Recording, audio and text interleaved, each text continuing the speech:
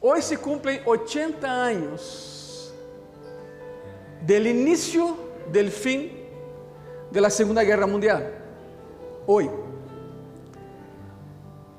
6 de junio de 1944, fue un lunes, a las 8:30 de la mañana, decidieron invadir Europa para acabar ya con el nazismo. Pero un día como este. ¿Por qué comento eso? Porque cuando planearon la invasión de Europa para llegar hasta Berlín, alguien dijo, ¿qué tan difícil puede ser? Foi um dia histórico. 145.000 barcos, 270.000 aviones, 684.000 soldados de uma sola vez, invadindo cinco playas de Normandía. De las 5, 2 quedaram a cargo de los americanos, 2 de Inglaterra e uma quinta los canadenses. Isso foi às 8:30 da manhã. A las 1:30 da manhã empezaram os paracaidistas como loucos saltar em Europa. Saltar, porque se tu mencionas um paracaidista que brincar, qual é a palavra em espanhol? A ver, a palomita, que é o que hace? Brinca? Ok, brinca. Se tu mencionas um paracaidista, oye, já brincaste de algum avião? Te manda volar. Eles dizem, não, eu saltei de um avião. Eu tenho em minha vida 4 saltos e nenhum me gostou. Me obrigaram a hacerlo. Eu tinha amigos na academia que se acercavam à porta ou à rampa, depende do avião. Não, e era assim, de espaldas e assim. E todo. A mim não, eu ia por obrigação e saltava. Por que comento isso? Por la Segunda Guerra todavía duró, en Europa duró un año después de la invasión. Pero había otra frente en el Pacífico, ya estaba Japón. ¿Y sabe lo que dijeron? Enviemos a los mexicanos a Filipinas y a Japón. Y ahí fue el Escuadrón 201, que tiene un mérito que no se imaginan. Por isso, é a segunda vez que menciono isso, não? A mim me dá coragem ir a Santa casi, não?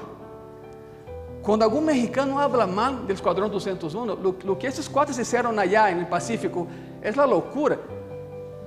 Estados Unidos não quis entrar, ingleses tampouco. Brasil já estava na Europa, ou seja, Brasil foi à Europa e México foi ao Pacífico. Assim foi a distribuição. Que tão difícil pode ser. São frases que uno escuta e habla e diz, foi muito difícil. Depois da invasão, todavia a guerra durou um ano em Europa e 1 ano e 8 meses no Pacífico. Por que menciono isso? Porque hoje veremos isto. Frases que pensamos que são certas e seguras e não lo são. Começando com isso, não? Que tão difícil pode ser invadir a Europa? Foi muito difícil. Foi a loucura. 7 frases que a los cristianos les gusta dizer e que não são certas. Vamos a divertir um pouco esta noite. Em meio de tanto calor e todo, vamos a divertir e aprender. Quantos querem aprender e divertir-se? Todos, eu creio. Todos hemos escuchado essas frases em algum momento. Frases que soam muito sábias, reveladoras e bíblicas. A pergunta é, ¿lo son? Não. Alguns dichos comunes e vamos a compará-los com o que diz a palavra. A primeira é esta. A ver, lança a primeira. A primeira. Deus não te dará mais de lo que puedas manejar. Quantos han escuchado essa frase? Quantos? Então, vou repetir. Deus não te dará mais de lo que puedes, ¿qué? Se lo hará. E se lo hace. Se lo hace. E se não me crê, pues pergunta a Pablo. Pergunta a Pablo. Déjame leerte algo. Aí te va. 2 de Coríntios capítulo 1. versículo 8 y 9. La palabra dice así: porque hermanos, ese es Pablo escribiendo. Porque hermanos, no queremos que ignoréis acerca de nuestra tribulación que nos sobrevino en Asia, pues fuimos abrumados sobremanera, y está subrayado, mira, más allá de qué? De nuestras fuerzas. Más allá de nuestras fuerzas, de tal modo que aún perdimos la esperanza de conservar la vida.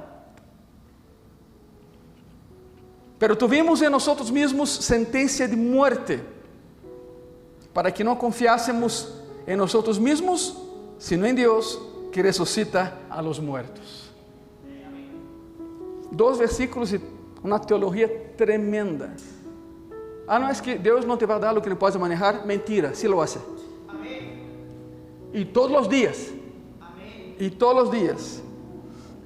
Mira, quiero que pongan atención en la elección de expresiones que usa Pablo ahí. Miren eso. Tribulación, más allá de nuestras fuerzas, y perdimos la esperanza. La elección de esas frases por parte de Pablo nos muestra que las dificultades que él y otros discípulos experimentaron estavam muito mais allá de sua capacidade humana para manejá-las. Muito mais allá. Se Deus te dá só o que queres receber, que chiste há? Que aprendes? Se Deus te dá só o que tu, em tu força, pode manejar, não cresces como cristiano. A fé se provoca dessa maneira. A fé cresce dessa maneira. Sabe como um carvão se transforma em diamante? Bajo pressão. Bajo pressão. Pastor, se enterra um carvão hoje, em 1 milhão de anos tendrás um diamante, pero não creio que estejas aqui todavia para vê-lo. Não é assim. Bajo pressão.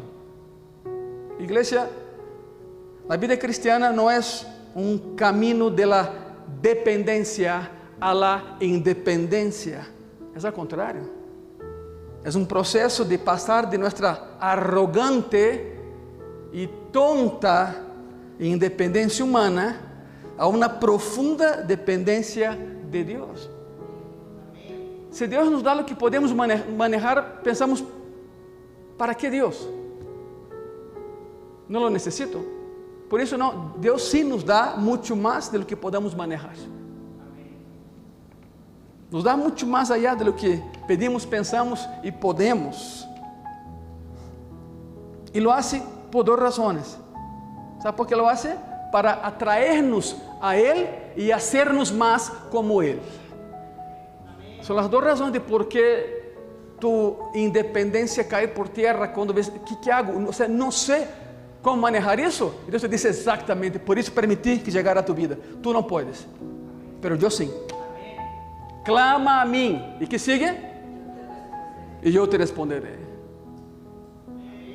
Assim que, igreja, a próxima vez que Deus te dê mais do que podas manejar, e tenho por seguro, lo va a hacer. Reconoce tu impotência e pide a Deus que te ajude a salir adelante. Te vai surpreender como Deus contestará a tua oração. Senhor, ajuda-me, eu solo não puedo. Deus te diz, exacto, pero eu estou em ti, sou contigo, vamos tu e eu. Por lo tanto, primeira frase, que é uma falácia, que se usa muito no meio cristiano: Deus não te dará algo que tu não podes manejar. É mentira, porque sí lo hace. Lo hizo com Pablo, com Pedro e com todos os demás, e por que não lo hará com nós? Pero graças a Deus que temos essa dependência hacia Ele, e Ele nos ajuda e nos saca adelante.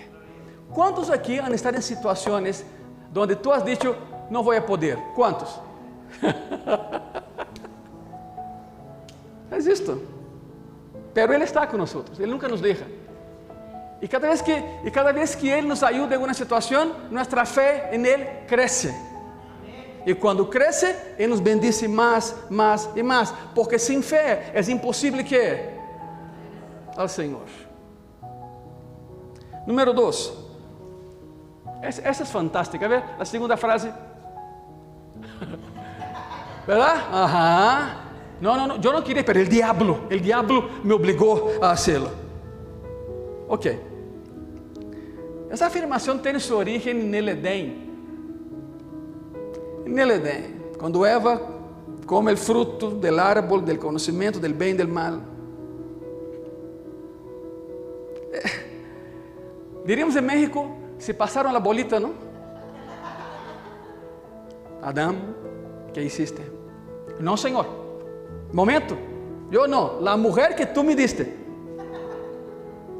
Casi, tú sabías que esa mujer era una víbora de cascabel y me la diste, Señor. Hija, ¿qué hiciste? No, la serpiente. Fue con la serpiente ya miró atrás, no había nadie. Pues no hay. Hay un cuadro de Gustave Doré, que era un pintor del siglo XIX. Él pintó toda la Biblia. Son cuadros pequeños, clásicos. Gustave Doré, un francés. Hay un cuadro que es maravilloso, tristemente maravilloso. Se llama El Día Siguiente. De jour después, o sea, el día siguiente. Y es, a veces se logro que capte la idea. Hay un caminito, hay un pasto, hay un caminito, entonces están Adán y Eva bajando, llorando. Al fondo del cuadro, el Edén, paraíso enorme, maravilloso, maravilloso. Hay una montaña y ahí bajaron ellos, y a la mitad del camino hay una espada. Porque si tú te das cuenta, o sea, Jehová no colocó un ángel que cuidara al Edén, colocó una espada que se movía sola, una espada de justicia. No es un ángel, es una espada. De ahí, siglo VII, la leyenda de Excalibur, la espada del rey Arturo. Dicen que Excalibur era esa espada, claro. La leyenda es esta, pero no, que no es leyenda es que la espada se estaba impedindo que ellos regresaran al Edén. Una vez que salieron se acabó. El Edén hoy es un desierto. Literalmente está entre Bagdad y Basra, en Irak, y el lugar es un desierto, donde alguna vez hubo un huerto, un bosque, árboles, ríos. Hoy es un desierto. ¿Por qué? Porque el pecado acaba con todo lo que Dios hace. Se acabó. El Edén ya no era necesario después que salieron de ahí. Por lo tanto, el diablo me obligó a hacerlo y se empezó en el Edén. Y se empezó ahí. Dios la confronta, ¿no? Y ella desvía la culpa por su pecado, diciendo: la serpiente me engañó y comí. O sea, cada quien pasaba la pelota a alguien más, ¿no? Y las cosas, te digo una cosa, iglesia, las cosas no han cambiado con el tiempo. No han cambiado. Por mucho que nos gustaría hacer de Satanás el chivo expiatorio de todo lo que hacemos, hay que ser conscientes. No es así. Satanás no te obliga a pecar. Satanás te incita a pecar. Pero uno dice: no lo voy a hacer. No lo voy a hacer. Por mucho que nos gustaría hacer de Satanás el chivo expiatorio de todas nuestras malas decisiones, el concepto simplemente no es bíblico.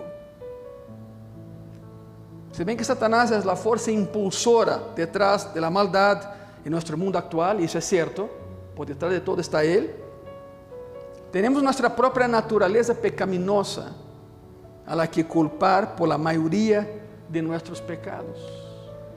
Uno decide pecar o no pecar. Decisiones. Santiago capítulo 1, versículo 14, la palabra dice así: sino que cada uno es tentado cuando de su propia, ¿qué? ¿Qué dice ahí? Concupiscencia es atraído y seducido. Concupiscencia es preparar el ambiente para pecar. Es eso, cuando la persona quiere pecar y prepara todo para hacerlo. Eso es concupiscencia. Estamos alimentando la carne. Gálatas capítulo 5, de versículo 19 al 21. La palabra dice así, miren: y manifiestas son las obras de la carne. A ver, pensei que havia subrayado aí, pero não. Pero imagínate que aí está um traço. Obras de quê? Outra vez, põe atenção aqui. Obras de quê? Não disse obras del diablo. Obras de la carne. Tu e minha. E aí vai a lista. E manifestas são as obras de la carne, que são adultério, fornicação, imundícia, lascívia, idolatria, hechicerias, enemistades, pleitos, celos, iras, contiendas, disensiones, herejías, envidias, homicídios, borracheras, orgías e coisas semelhantes a estas, acerca de las cuales os amonesto, como já os lo he dicho antes, que los semejantes a estas, acerca de las que los que pratican, tales coisas, não heredarão quê? Não há cielo para eles. Se não se arrependem, não há cielo para eles. Não entram, simplesmente não entram. Agora, note que a lista diz obras da carne, não obras do diabo. O diabo te pode motivar, mas quem decide eres tu, sou eu. Somos os que decidimos pecar ou não pecar. Se bem que pode parecer desalentador dar-nos conta de que o pecado com o que lutamos tem sua origem dentro de nós mesmos, também pode ser um fator de fortaleza. Em lugar de ter que lutar contra um ataque satânico, o que temos que fazer é lutar com um ataque interno, nossa carne. É dizer, não, e se acabou. Não lo haré, e se acabou. Dice la palabra, ¿no? Huid de la hermosura de la maldad. Satanás sempre te vai apresentar o pecado como algo que dá prazer. E sim, dá prazer. E depois?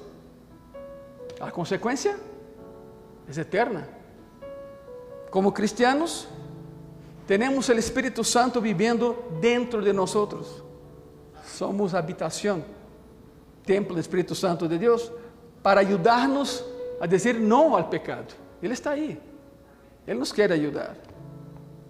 1 de Juan, capítulo 4, versículo 4, diz assim: Hijitos, vosotros sois de Deus,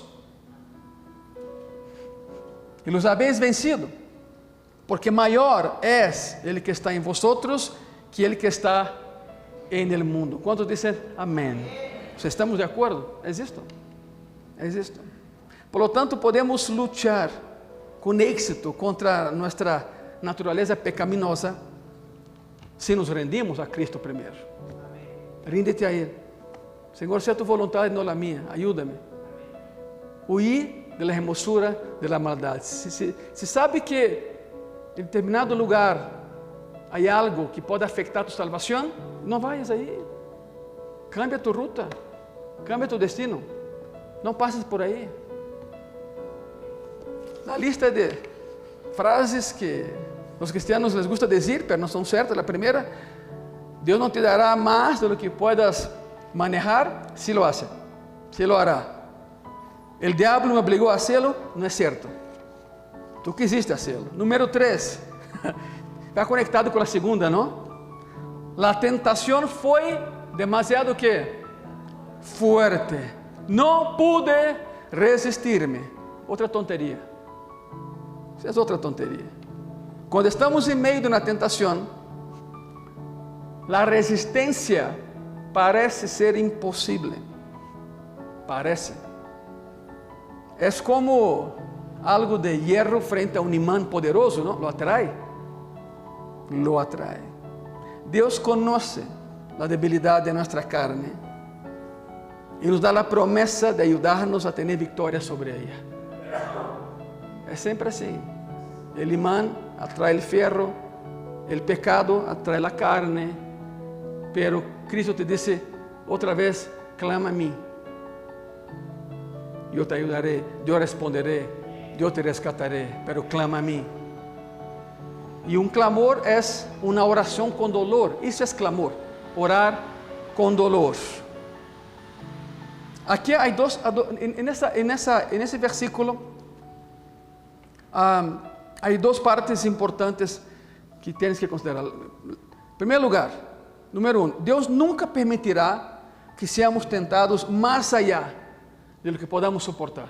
Ahí sí entra en juego eso. Ele sabe. Miren, la única manera de purificar el oro, piensen en algo de oro. La única manera de purificar el oro es metiendo el oro en el fuego. Un horno, piensen en un horno gigantesco. ¿Qué es lo que hace Jesús contigo y conmigo? Cristo nos quiere usar, Él nos quiere usar. Pero tenemos muchas impurezas todavía y Él no puede usarnos. Y entonces, imagínate la escena. Hay un horno enorme, aquí una entrada, aquí una salida. Y Cristo agarra una tenaza y te agarra a ti, oro, pero con impurezas, porque te quiere usar. Entonces te mete dentro del fuego, jala un banquito, se senta y controla la temperatura del horno de tu prueba. Porque, mira, si el fuego está muy blandito, de nada te va a servir. Te vas a quemar nada más. Y la impureza no va a salir. Si el fuego es demasiado alto, te funde ahí adentro, se acabó, te funde. Y entonces Cristo es el orfebre por excelencia, el artesano por excelencia. Te mete en el horno de la prueba, jala un banquito, se senta y todo el tiempo te está viendo, aumentando la temperatura en esa área, bajando en esa área. ¿Sabe lo que pasa con el oro en el fuego? Sale una espuma negra. ¿Y qué espuma negra es esta? ¿Por qué sale eso? La impureza. Sale. Una vez que termina la prueba, el oro que sale del otro lado es puro y listo para ser usado. Por lo tanto, de la próxima vez que Cristo te meta al fuego, dile: Señor, gracias, aquí estoy, ayúdame, y te va a ayudar. Y te saca del otro lado y te usa. Pero primero tienes que pasar por la prueba, tienes que pasar por el fuego. Y Él controla, no te preocupes, Él controla la temperatura, Él no te deja, Él no te abandona, Él está ahí, Él está ahí. Por lo tanto, y aquí regresamos, ¿no? El número 3 otra vez, la tentación fue demasiado fuerte, no pudo resistirme. Leímos 1 Corintios 10:13, y la primera verdad es esta: Dios nunca permitirá que seamos tentados más allá de lo que podamos soportar. Esto nos dice que podemos tener victoria sobre cualquier tentación que encontremos. Cualquier tentación es vencible, digamos así, a través de Cristo. Nada es demasiado difícil de resistir.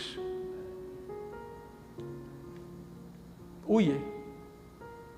Si ves que es demasiado fuerte, sal de ahí, huye. El valiente huye y regresa al otro día y da batalla. El cobarde se queda. Esa es la diferencia. En segundo lugar, Dios siempre proporcionará una manera de escapar. Él siempre nos da la salida. Siempre. El ejemplo que tenemos es José, el soñador. No el papá, no. José, el soñador, ¿verdad? Algo que me impresiona en José es que donde se paraba ese muchacho, todo era prosperado. Todo. ¿Se acuerda del sueño de José? El sueño. De todos los sueños que tú... Es más, José era el soñador, ¿no? Y era el preferido de papá. Sus hermanos, Rubén y todo lo demás, sus ropas siempre eran colores muy aburridos. Ocre, pastel, yo no sé. Yo no veo el color, pero yo sé que es eso, ¿no? Pero José se vestía como circo. Su túnica era diferente. Amarillo radioactivo, semáforo de Mérida, así, ¿no? Después azul turquesa, mar de Cancún. En la misma ropa, rojo como la sangre, todo. ¿Sabe cómo sabían que José se acercaba? Porque de lejos lo veía en un desierto. Viene esa cosa caminando, mira, ahí viene José, ay, viene otra vez, mira, ahí viene. Era diferente. Pero más diferente cuando dice, papá, tuve un sueño. Y papá diciendo, otra vez el sueño. Y ahí fue el colmo, ¿no? Papá tuvo un sueño. A ver, hijo, cuenta tu sueño otra vez. Y el sueño era espectacular, ¿no? Papá, yo soñaba que tú y mis hermanos cargaban manojos de cebada y los colocaban así en un círculo, y yo entraba en el círculo y colocaba mi manojo de cebada en el centro, y observábamos cómo la cebada de ustedes se inclinaban ante mi cebada. Aí sim, Rubén dijo, hay que matarlo. O sea, já está arrogante já, não? Hay que matar, cuello, se acabou, já. E o papá dijo, a ver, José, eu também me inclinava, sim, papá, tu também te inclinavas ante mim. Profético, claro. 18 anos depois lo hicieron en Egipto, ¿no? Se inclinaron ante él, sin saber que era él. Pero aquí es más que eso. La cebada no se inclina, solo si está cargada de fruto. Significa que donde José se plantaba, todo el lugar era prosperado. Su papá foi prosperado e nem conta se deu. Sus hermanos prosperados e nem conta se deram. Lo vende como esclavo. El mercader foi prosperado. Lo vende a Potifar para ser esclavo de sua esposa. Potifar foi prosperado. Todo o que tinha foi prosperado. Não sabemos o nome da esposa, pero a esposa era, hablando em México, seria, sua esposa era de cascos ligeiros. Se acostava com todos, menos com José. E ela disse, ¿y por qué si me resiste? Para que tengan una idea de lo hermosa que era la esposa de Potifar. Quien escogía la esposa a sus secretarios era Faraón. Y Faraón todos los jueves tenía que presentarse en Tebas y dar un informe semanal de su gobierno ante la gente. Y entonces él quería detrás de él puras mujeres bonitas. ¿Quién eran? Las esposas de sus ministros. Y Potifar era ministro de justicia de Egipto.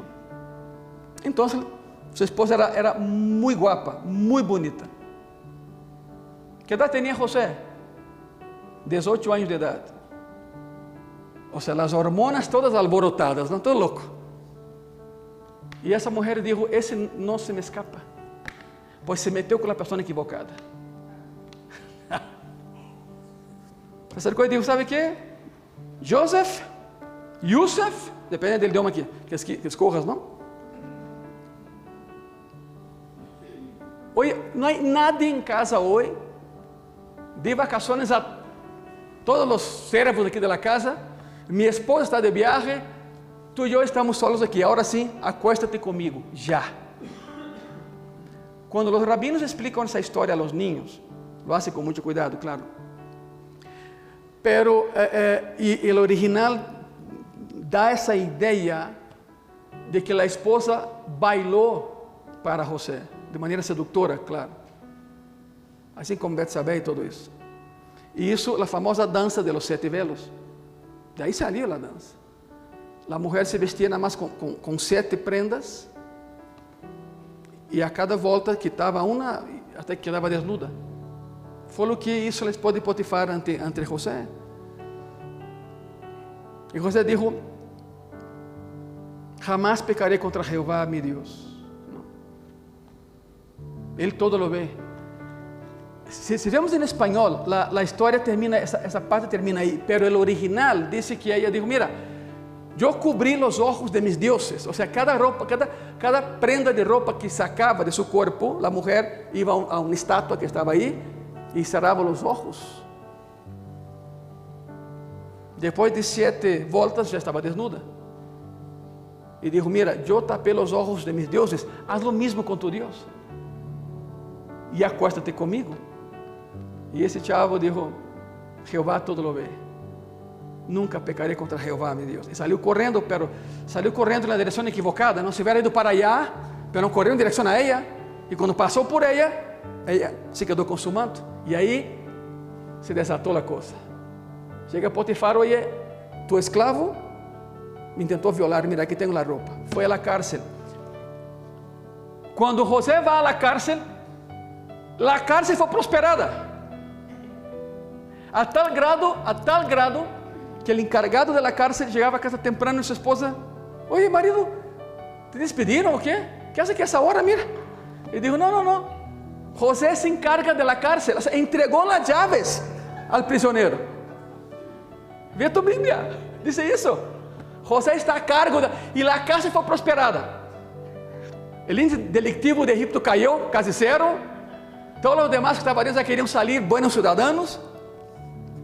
Y ahí en la cárcel, bajo presión, José empezó a interpretar sueños. No interpretaba hasta que pasó por la cárcel. Bajo presión, el diamante en bruto salió a relucir. Lo demás es historia. El copero, el mesero, salió y se olvidó de él. 3 años después, hay un chico en la cárcel, Faraón, que interpreta sueños. Tráemelo. Lo más increíble es que José se acerca a Faraón y dice, no me digas nada. ¿Tú soñaste así? Sí. Y las vacas gordas y las vacas flacas y no sé qué.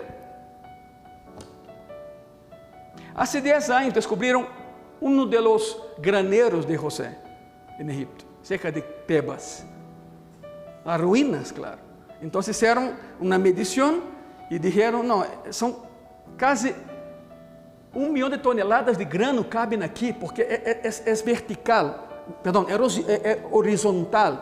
Uno pensa en granero, pensa hacia arriba. No, ese era una bodegona inmensa. Descubrieron los cimientos, dijeron, ¿quién construyó eso? La fecha, Alto Egipto, dinastía número 13 más o menos. Fue eso. Entonces, la historia es esta. ¿Y por qué comento eso? Porque Dios siempre te va a dar la salida ante cualquier tentación. José lo hizo. José escapó y no pecó. Era una oferta muy tentadora. Él era joven, viril, varonil, y ella rica, hermosa y famosa. Pero José sabía que ceder a sus deseos sería pecado. En lugar de sucumbir, tomó la salida que Dios le proporcionó. Cuando la esposa de Potifar lo agarró de su manto, dice Génesis 39, versículo 12, él dejó su manto en su mano y salió corriendo de la casa. No fue una salida muy digna, pero fue muy eficaz. ¿Cuál fue el precio de eso? El bote, la cárcel. Pero de ahí salió para gobernar a Egipto. ¿Sabe qué es eso? Estaba Faraón y bajo de Faraón, ¿quién estaba? José. 18 años después que sus hermanos lo habían vendido como esclavo, al mercader. Dios proporciona las cosas porque de otra manera, si José no estuviera en Egipto, Israel no existiría hoy. Lo salvó a toda la nación. ¿Ustedes están aquí conmigo todavía?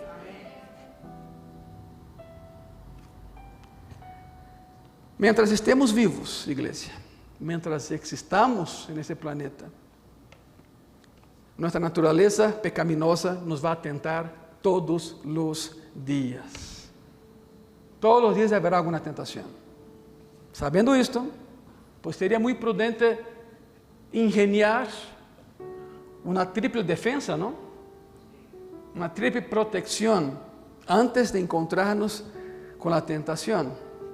Ahí te va. Te voy a dar la triple protección que tienes que tener. Primero, memoriza 1 Corintios 10:13, lo que acabamos de leer. Memoriza eso. Segundo lugar, busca la vía de escape, la más inmediata. En tercer lugar, escapa. Sale ahí corriendo, ni lo pienses. Ni lo pienses. ¿Sí me escucharon bien? Amén. Número 4. La cuarta frase. Número 4. A ver, cabina, por favor. Todos somos ¿qué? Hijos de Dios. Los únicos que usan esa frase son los que no son hijos de Dios. Ellos sí lo hacen. Ellos sí lo hacen. Las personas que hacen esa afirmación realmente quieren decir, Dios nos creó a todos, lo cual es correcto, hasta ahí. Dios es Padre de todos nosotros en el sentido de que nos formó y nos dio vida. Sin embargo, no todos somos hijos de Dios, no todos son hijos de Dios. Juan capítulo 1, versículo 12 dice así: mas a todos los que le recibieron, a los que creen en su nombre, les dio potestad de ser hechos ¿qué? Hijos de Dios. Solo a estos, solo a nosotros. Pastor, ¿y qué pasa con los demás? Son creación de Dios, no son hijos de Dios. Esa frase, no, es que todos son hijos de Dios, solo los que no son, la dicen. Primera de Juan, capítulo 3, versículo 10.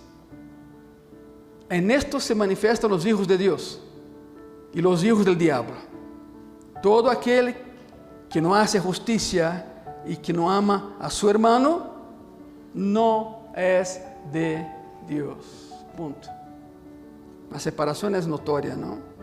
El pasaje describe claramente a aquellos que tienen una relación íntima, personal y familiar con Dios. Dice así sabemos quiénes son los hijos de Dios y quiénes son los hijos del diablo. El que no hace lo correcto, estoy parafraseando, el que no hace lo correcto no es un hijo de Dios, ni el que no ama a su hermano puede ser hijo de Dios. Debido a que Dios es un ser relacional, Él busca tener relación con nosotros, hasta que aceptemos su regalo de vida eterna al confesar y arrepentirnos de nuestro pecado, aceptando el sacrificio de Jesús en la cruz en nuestro nombre y entregándole nuestras vidas, no podemos ser hijos de Dios. Los que no son hijos de Dios son creación nada más. El texto es muy claro, muy claro. Por lo tanto, todos somos hijos de Dios. Pon atención, la próxima vez que alguien te diga eso, ve quién te habla. No es un hijo de Dios. Como que dá um masaje em seu ego e já. Não funciona assim. Número 5, a quinta frase. Deus não tem favoritos. Deus não tem favoritos. Deus não tem favoritos. Hechos capítulo 10, versículo 34. Entonces Pedro, abrindo a boca, dijo: en verdad comprendo que Dios no hace ¿qué? Acepción de personas. O sea, cuando los gentiles también hablaban en lenguas, eso cambió el corazón de Pedro. Y entonces los gentiles también pueden ser cristianos como yo, no puede ser. Y sí, fue una confrontación.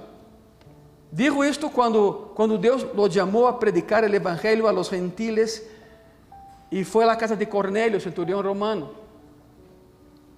Y ni siquiera había entrado. Para que tenham uma ideia, Cornélio era um centurião romano. Um centurião estava a cargo de por la lógica, de uma centúria. Está pensando nisso? O que é, pastor? Cada oficial bajo um centurião estava a cargo de 50 soldados romanos. Era muita gente. Estava o centurião, sus 100 oficiales e bajo cada oficial 50 soldados romanos, uma centúria. Era um mini ejército que marchava. E Cornélio era muito importante, por isso seu nome está na Bíblia. Porque Cornélio era um romano de bom coração, ajudava a todos. E quando queria saber mais de Cristo, disse: sabe o que? Chama Pedro, vão por ele, vão por Pedro. Um deles contarei a história completa de como foi, pero bueno, hoje não há tempo e nem é o motivo desse sermão, pero o detalhe é que quando Pedro chega à casa de Cornélio, se saludam em la porta e Cornélio diz: hermano Pedro, um romano? Pois é, hermano Pedro. E quando se saludam, antes sequer de orar, antes de entrar, Pedro escuta que dentro da casa há muito ruído. E quando entram, todos os soldados e suas famílias falando em línguas. Ora, te podes imaginar o tamanho da casita de Cornélio, não? Pues que reunió ahí a todos sus 100 oficiales. Y los oficiales reunió ahí a los 50 soldados. Y cada soldado con sus familias. Había miles y miles y miles allá adentro. Por lo tanto, esa frase entró ahí. Pedro regresa a Jerusalén completamente trastornado y dice, no, los gentiles también hablan lenguas. Ellos también son cristianos. La frase es esta y cambió el paradigma, el panorama de Pedro para siempre. Dijo esto cuando Dios lo llamó a predicar el evangelio a los gentiles en casa de Cornelio. Es cierto que en cuanto a la salvación, Dios es inclusivo. Cristo murió por todos. Sabemos eso, ¿verdad? No por unos cuantos. Murió por todos. Que no todos lo acepten es otra cosa. Él cumplió. Romanos 10:13 dice así: porque todo aquel que invocare el nombre del Señor será salvo. Todo aquel, no importa quién sea. Si bien es cierto que Dios no tiene favoritos, Él tiene sus llamados. Él llama, pero no todos aceptan el llamado. No confunda favoritismo con llamado. Es otra cosa. Y tiene un trato especial con aquellos que aceptan su llamado.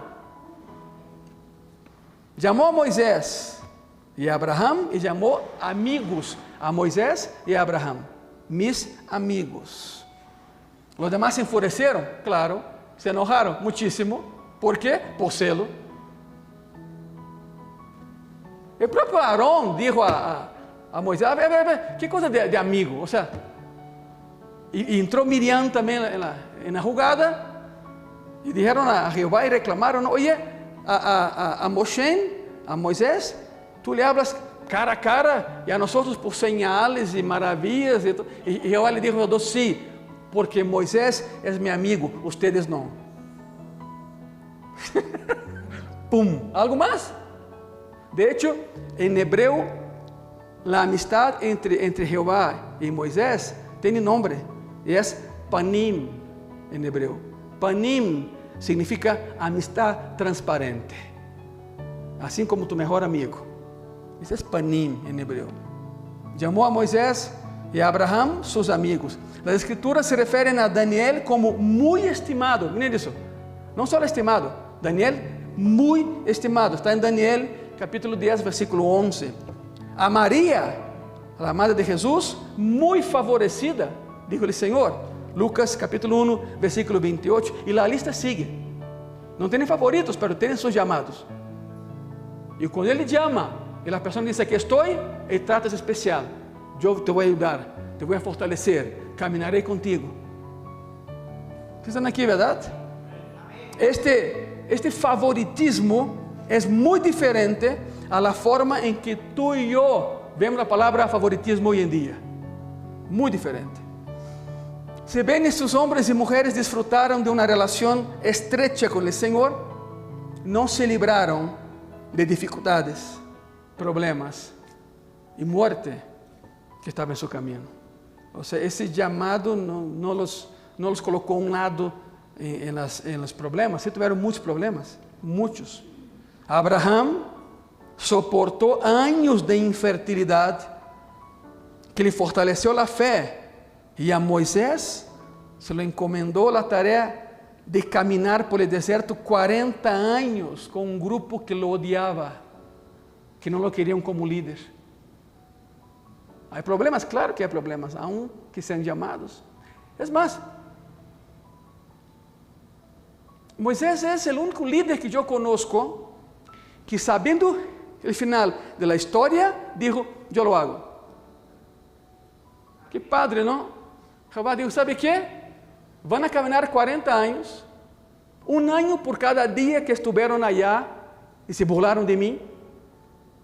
40 días los espías estuvieron en Canaán, 40 años, un año por cada día que estuvieron allá. Porque el informe que regresó fue pésimo, ¿no? Pero Jehová dijo, debido a eso, solo 2 de ustedes van a entrar, Josué y Caleb. Y uno piensa, ¿y Moisés? Moisés estaba ahí escuchando. Y Jehová dijo, hijo, ni tú vas a entrar. Vas a guiar a ese pueblo 40 años tragando polvo en el desierto. Y no tendrás el premio de entrar a la tierra prometida. ¿Cómo ves? Y Moisés dijo, aquí estoy, Señor. Es el único líder que yo conozco que, sabiendo el resultado, dice, aquí estoy, Señor. Lo que tú quieras. Y claro que se enojó un montón de veces, pero bueno, esa es otra historia, ¿no? Pero los guió infieles en el desierto. Daniel fue arrojado al foso de los leones por orar a Dios. Ese fue su premio.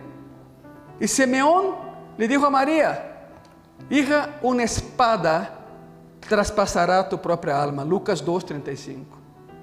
¿Sabe qué fue la espada, no? Estando ahí bajo la cruz y viendo cómo masacran a su hijo. Esa fue la espada. ¿Cuántas mamás hay aquí? ¿Las mamás? ¿Te imaginas eso, mamá?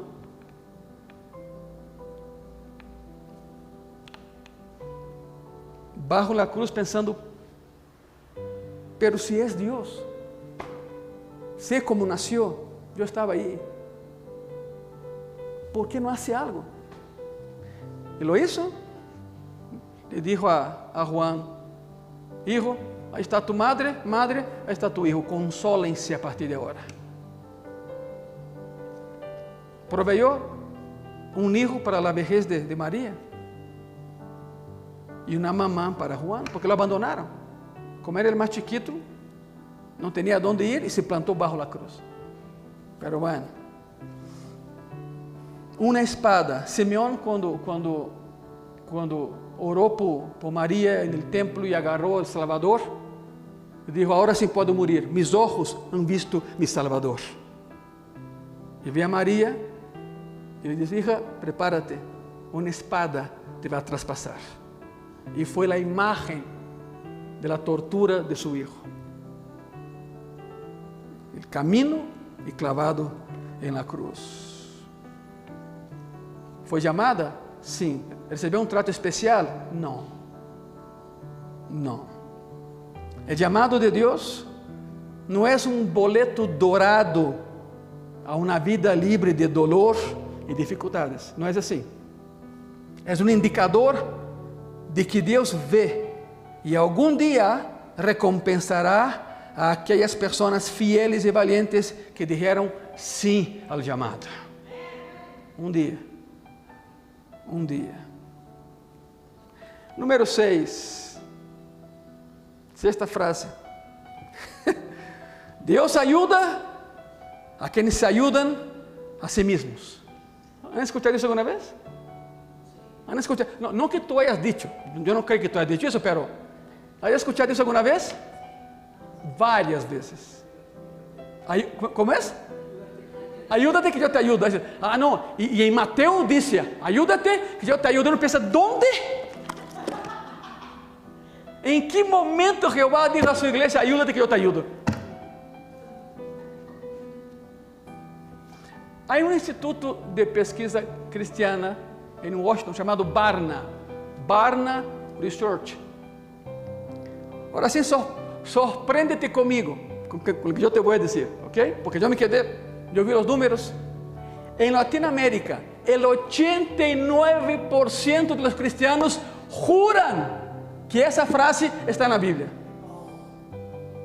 89% de cristianos que se congregam, tienen ministerios, predican la palabra, oran por enfermos, interceden, bla, bla, bla. Ni dije asegurar, voy a usar una palabra más fuerte, ¿no? Que ni debería ser. Juran, de pie junto, casi, de que esa frase está en la Biblia. ¿Quieres que te diga dónde empezó la frase? Tengo el registro. 1736, en una revista llamada El Almanaque del Pobre Richard. ¿Quién era el editor de ese almanaque? Benjamin Franklin, uno de los padres de la nación americana, el filósofo, pensador e inventor. Él inventó la frase. 1736. Estados Unidos faltaba 40 años para dejar de ser colonia de Inglaterra. Benjamin Franklin nunca pensó que essa frase em seu pobre almanaque um dia ia ser bíblica. Nem ele pensava nisso. Ayúdate, ¿ayuda qué? Ayuda. Y dijo el Señor a sus discípulos en aposento alto: ayúdate, porque yo te ayudo. Dios mío. 1736. Benjamin Franklin, não foi Cristo. E número 7. Chegamos ao final. ¿Cuántos dicen amén? Fantástico. Aí vamos. Número 7. Lamento muito tu pérdida. El cielo deve haber necessitado outro ángel. Uau, padríssimo. Falso. Falso, falsíssimo. De hecho, te voy a decir una cosa, ese es probablemente el pésame más teológicamente falso de la historia. No pasa por la teología. La gente lo dice cuando muere, suena feo, ¿no? Pero bebés o niños, o un adulto muy entregado al Señor, y no tienen cómo explicar lo que pasó. Y salen con esa frase: el cielo ganó un ángel. Bueno, quienes lo dicen tienen buenos motivos, y yo entiendo, es con una buena intención. Están tratando de decir: tu ser querido era demasiado especial, puro, inocente o maravilloso para estar en ese mundo. Por eso Dios lo necesitaba en el cielo. La intención es buena. La teología es malísima. Sin embargo, es un peligro, porque si sigues esa línea de pensamiento, eso implica que cada vez que surge una vacante de trabajo en el cielo, Dios ronda la tierra para matar a un niño, a un bebé o a un adulto piadoso. Ese es el peligro de pensar de esa manera. No solo es incorrecto, sino que es una contradicción directa con lo que la Biblia enseña sobre los ángeles. Los ángeles son seres creados de manera única. No son exhumanos que murieron, están allá y son ángeles. No es así. Apocalipsis 9:16 dice así: y el número de los ejércitos de los jinetes era 200 millones. Yo oí su número. ¿Quién escribió Apocalipsis? Juan. Muy bien, Juan. Hagamos cuentas. Aquí habla de demonios, 200 millones. El número total de demonios son 200 millones. ¿Okay? Según la palabra, y vemos en Génesis, una tercera parte de los ángeles cayó, y son los demonios. Si 200 millones es la tercera parte, ¿cuántos ángeles había en su totalidad en el cielo?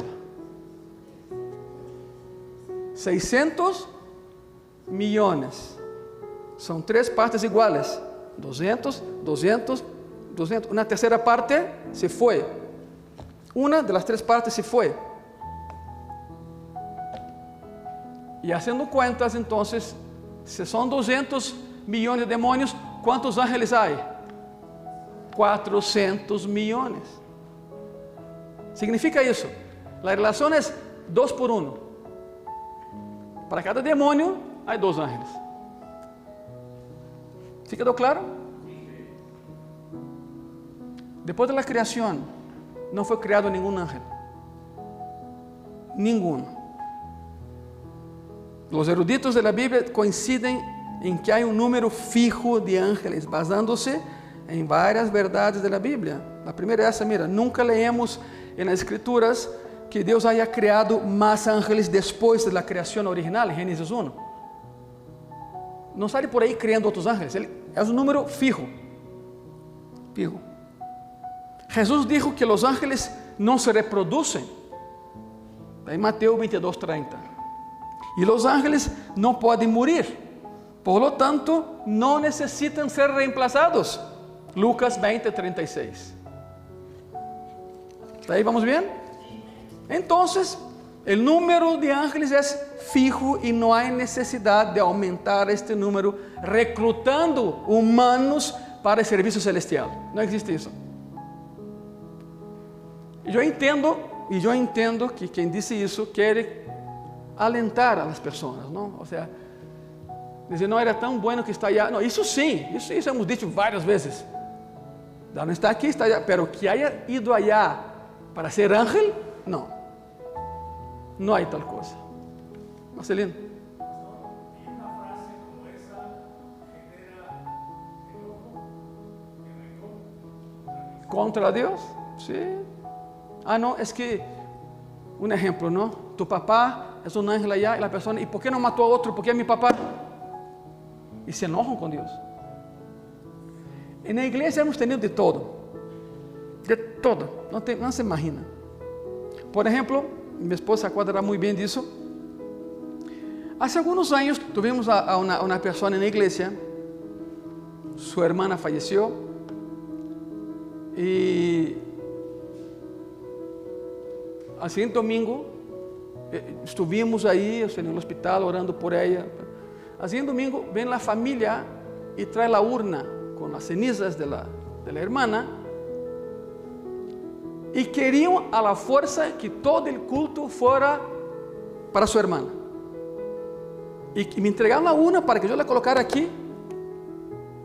Me entregaron una USB con música, que eran las músicas preferidas de su hermana, para que se sonara eso por 2 horas y yo hablando de su hermana. Pero eso no es nada. Claro que no lo hice. Le dije, no, claro, aquí.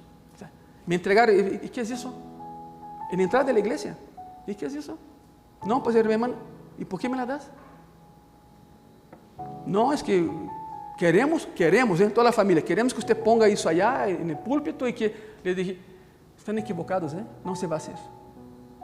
Vamos a orar por ustedes, terminando el culto, como siempre lo hacemos. Y Dios te fortalezca, pero transformar eso en un show, olvídalo. Están en la iglesia equivocada. Aquí no se hace eso.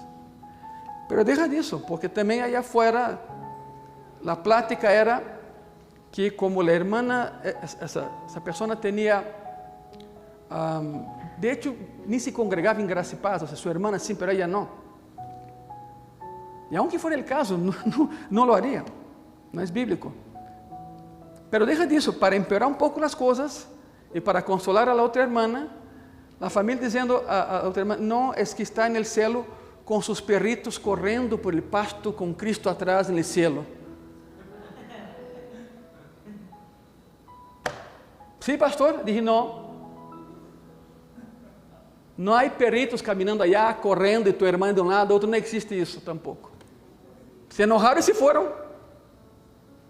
Esas ideas que la persona forma en su mente y piensa que así es. No lo es. ¿Cómo se puede dar un pésame un poco mejor? Pues, nenhum pésame es muy grato, pero hay que hacerlo, ¿no? Quizá un pésame más reconfortante podría ser: lamento mucho tu pérdida, sé que te consuela saber que tu ser querido está con el Señor, está más vivo que tú y yo. Así. Pero decir que es un ángel ahora, no, por favor, no hagan eso. 7 frases. Te voy a la primera, va de nuevo. Número 1, Dios no te dará más de lo que puedas manejar si lo hace. Amén. Número 2, el diablo me obligó a hacerlo, ¿no es cierto? 3, la tentación fue demasiado fuerte, no pude resistir, tampoco, no quisiste. Número 4, ¿todos somos hijos de Dios? No, ya lo vimos por qué. Número 5, Dios no tiene hijos favoritos, Él tiene llamados. Te llama y te cuida y te protege. Número 6, Dios ayuda a quienes se ayudan a sí mismos. Ayúdate que yo te ayudo, ¿no? Es así. Ayúdate que yo te ayudo. 1 Corintios 3:14, no es cierto, no existe eso. Y número 7, lamento mucho tu pérdida, el cielo debe haber necesitado de un ángel nuevo. No es así. Si alguna vez has empleado esas frases, pues pide perdón a Dios, ya no lo voy a hacer. Y hay más, ¿eh? O sea, yo podría hablar aquí de 20, pero escogí las mejorcitas para que podamos de ahí caminar. Se ponen de pie, por favor, en esta noche. Hay más. ¿Alguien se acuerda de alguna frase que no está aquí? ¿Alguna? Que aunque no está muy alejada de lo que dice la Biblia, la utilizan muchos que dicen, la Biblia dice, la hoja de un árbol no se mueve si no es por la voluntad de Dios. Ok. Entonces, no viene en la Biblia No. la frase. Ajá. Es de Cervantes Saavedra, ¿no? Sí, Saavedra. Sí, dice Saavedra. La palabra dice que Él tiene contado todos tus cabellos. Significa Él nada se mueve si no es por voluntad de Dios, pero no habla de hoja, nada de eso. Y el cabello de la cabeza. Pero bueno, ¿alguien sabe de otra frase? A ver, piensen bien. ¿Alguna otra, no? Si Dios quiere. Sérgio está aquí, él sabe. Allá en Brasil, cuando tú sales del culto, y tiene un culto en la tarde también, y dice, hermano, nos vemos en la noche, ¿no?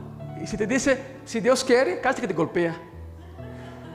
Claro que Dios quiere, o sea, ¿acaso Dios no quiere que estés en su casa?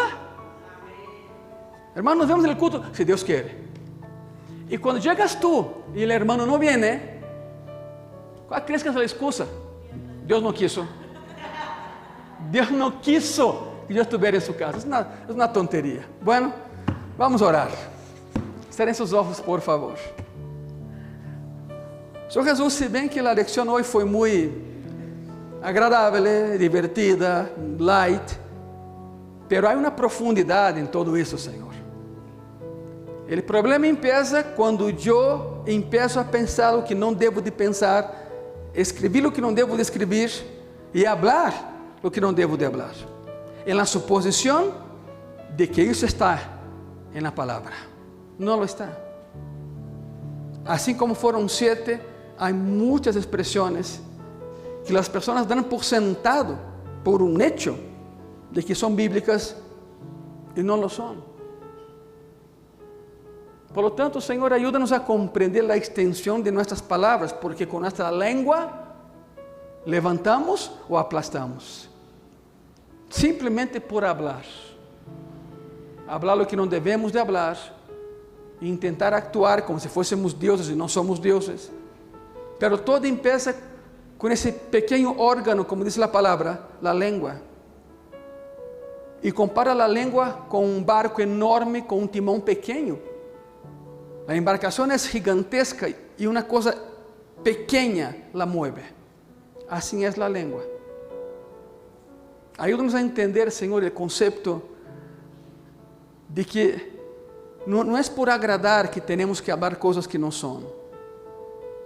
A intenção quizás seja muito boa, pero é contraproducente, Senhor, quando alguém nos questiona, ¿y dónde está isso na Bíblia? Necessito saberlo. Não está. Ajuda-nos, Senhor, a entender a dinâmica da comunicação cristiana. É mais que palavras, são emoções, sentimentos e intenções, Padre. Aí em tu coração, habla com Ele. E se alguma vez has usado alguma dessas 7 expressões, dile, Senhor, que te perdone, que não lo vas a hacer. Eu entendo que há uma formação ou uma mala formação teológica, espiritual e emocional, e chegamos à igreja com essa carga negativa, digamos assim. Pero já somos cristianos, já sabemos o que estamos fazendo. Senhor Jesus, graças por essa hermosa noite, Senhor, e graças por todo o que hacemos em tu nome, porque é em tu nome. Foi uma lecção divertida, nos reímos, sim, pero aún assim, há uma enseñança muito profunda. Não devemos de falar o que não devemos de falar. Ni siquiera para tentar ajudar, porque não funciona. Nunca funcionaria, Senhor, sem ti. Graças porque nos corriges em amor Gracias, Señor, porque nos enseñas en amor. Gracias porque aprendemos, porque te amamos. Muchas gracias. Amén y amén. Dê un aplauso a Cristo en esa noche, por favor.